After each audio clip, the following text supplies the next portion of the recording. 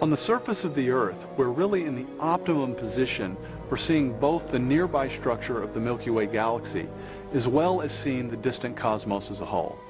So once again we see that the best location for habitability and for producing a habitable planet is also the best overall position for scientific discovery, in this case at the galactic scale.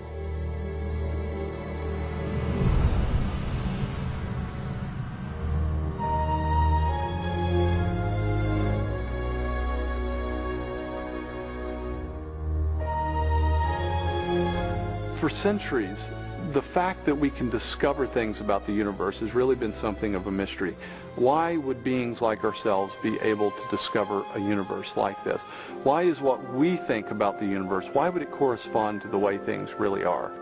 Our ability to discern and understand the universe is a fundamental part of what makes the universe tick, so that we're linked into it. This isn't just a sort of an accident, a trivial little byproduct. It is something that is linked to the great cosmic scheme of things. Now, I've no idea how that linkage works, why it's there, or anything of that sort, but I'm very, very struck by the fact that we can understand the universe in such exquisite detail and at such a deep level. The spectacular progress of modern astronomy and physics is the product of a universe accessible to the human eye and mind. It is a universe governed by laws and forces that literally hold our planet Earth and the entire cosmos together, and are finely calibrated to allow for both complex life and scientific discovery. If you didn't have something like gravity that pulled matter together, you would never get planets, you wouldn't get stars, you wouldn't get any complex organisms. If you didn't have the strong nuclear force, there would be nothing to hold protons and neutrons together in the nucleus. And so you wouldn't have any atoms, so no chemistry. If you didn't have the electromagnetic force, you would have no bonding between chemicals. You would have no light, and the list goes on. So you need all these sorts of fundamental principles have to be in place in order for life to occur. Wipe out one of those principles, wipe out one of those laws, no life. During the past 40 years, scientists have determined the relative strengths of each of these primary laws and forces. These strengths are so critically balanced, they are often described as being finely tuned. If you're to take the basic fundamental constants of nature and you were to change these even slightly, or you were to pick their values at random, you would almost never get a universe that would be habitable in any sort of way. That is, you couldn't have galaxies, you couldn't have planets, you couldn't have complex biological organisms if these fundamental constants were even slightly different, slightly stronger, slightly weaker than they actually are in this universe. That's the idea of fine-tuning. To better appreciate this concept, imagine a machine able to control the strengths of each of the physical constants.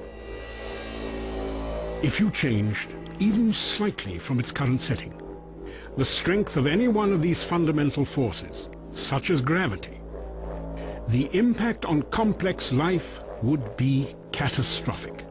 If you increased it by a little bit, no large-scale life forms could exist. Anything that was more than the size of a pea would be completely crushed. So you might be able to get life of a very, very primitive sort, such as bacteria, but you could never get conscious observers. The laws of nature, the equations, can be true, even though these constants take a wide range of values. Secondly, in addition to these constants, there are certain arbitrary quantities which seem to just be put in at the creation as initial conditions on which the laws of nature then operate. For example, the amount of entropy in the universe, or the balance of matter over antimatter in the early universe. And what scientists have discovered within the last 3 or 4 decades is that in order for intelligent life to exist, all of these cosmological quantities and constants have to fall in to an extraordinarily narrow, I cannot convey how almost infinitesimally narrow a range of values. Otherwise the universe would be life prohibiting.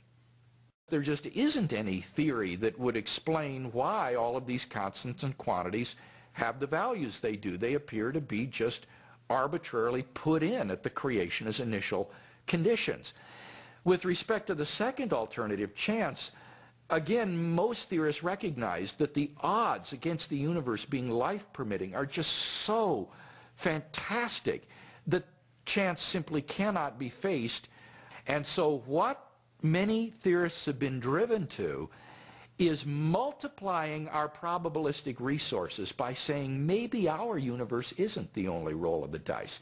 Maybe there are out there parallel, unseen, undetectable universes, and that our universe is just one in this cosmic crapshoot in which there is an infinite number of other worlds in which the cosmic constants and quantities vary randomly, and so by chance alone, somewhere in this infinite ensemble of universes, our universe would appear by chance alone, and here we are, the lucky beneficiaries and recipients of this chance hypothesis.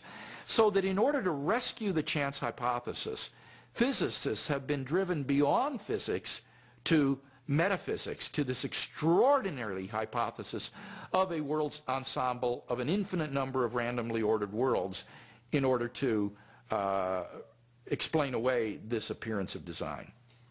If all of these things were even a little bit different, then life, certainly life as we know it, could not exist. These forces and constants are another example of the correlation between life and discovery. For not only are they finely tuned for our existence, they can also be understood. It's remarkable how well the laws work, and not only that, it's remarkable how simple they are. And that also is related to the discoverability of the laws. Albert Einstein wrote, "I have deep faith that the principles of the universe will be both beautiful and simple." For nearly 400 years, scientists have discovered an elegant simplicity in the mathematical equations that express and unlock the laws of the cosmos.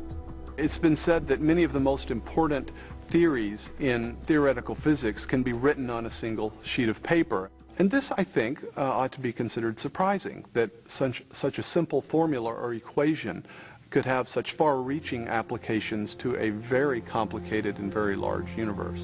What you have is a universe that is not only finely tuned for life to occur, but also has a beautiful, elegant mathematical structure, and a structure such that we can discover that structure.